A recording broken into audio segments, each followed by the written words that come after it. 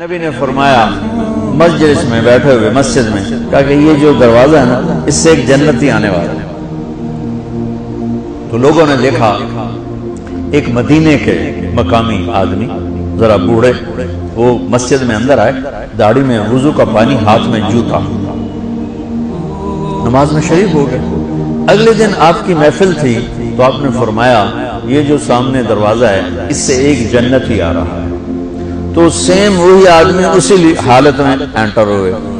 اگلے دن ہوا تو آپ نے کہا اس دروازے سے جنتی آنے والا ہے، ٹھیک وہی آدمی اسی حالت میں انٹر۔ اس مجمع میں ایک صحابی بیٹھے ہیں، ان کا نام ہے عبداللہ بن عمرو۔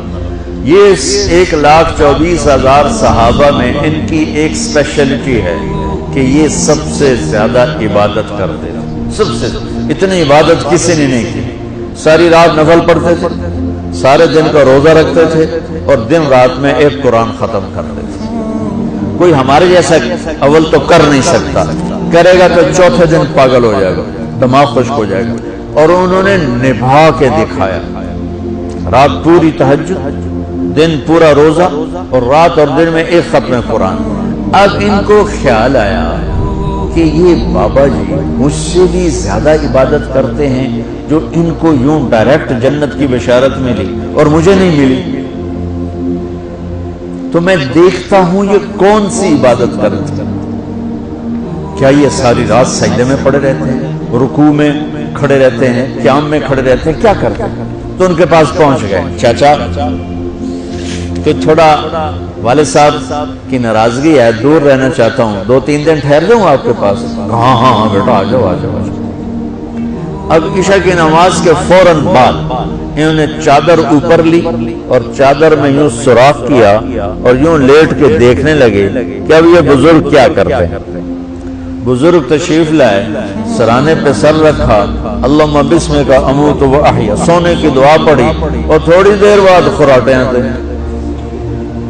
وہ بڑے حیران ہوئے، بھئی میرا تو خیال ہے یہ ساری رات سجدہ کرے گا تو رو رو مسلح تر کر دے گا، یہ تو خراٹے چون جانے نہ ہو جا رہے ہیں۔ اب وہ دیکھ رہے ہیں ابھی اٹھے گا ابھی اٹھے گا ابھی اٹھے گا، پھر انہوں نے کپڑا اتار دیا، ابھی سویا ہوا ہے۔ وہ فجر کی اذان پہ اٹھے اور ان کا دماغ چکر کھا گیا، بھئی اے کی بڑی تہجد دے 2 نفل بھی نہیں تو جنت دی بشارت 3 دن کٹھی۔ انہوں نے کہا کل دیکھوں گا، کل شاید کچھ اور کریں۔ اگلے دن آئے پھر اسی طرح یوں کر کے لیٹ گئے اور بزرگوں نے بھی یوں کیا اور بسمک اموت و احیا اور پورا کمرہ خراٹے آنا۔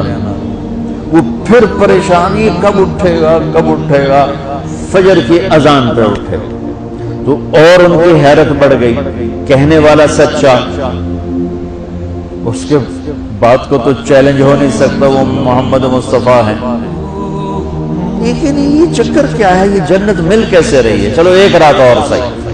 تیسری رات آئے، یہ یوں لیٹے وہ یوں لیٹے، یہ دیکھتے رہے وہ سوتے رہے، حتیٰ کہ فجر کی اذان پہ آئے تو یہ نا ہٹ پڑے، کہنے لگے چاچا بات بتاؤں؟ کہنے کیا؟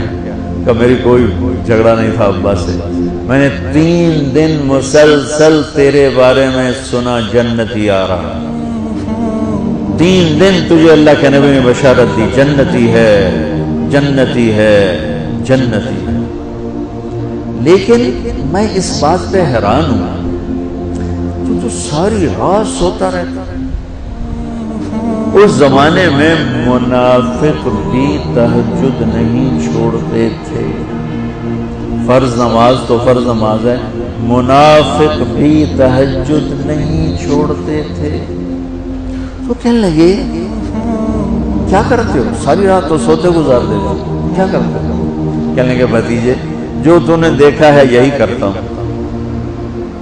اب یہ پریشان ہے کہ اللہ کے نبی کی بات کو تو چیلنج ہو نہیں سکتا، اور جس کو بشارت دی ہے انہوں تو فٹ نظر نہیں آ رہی کہ کیسے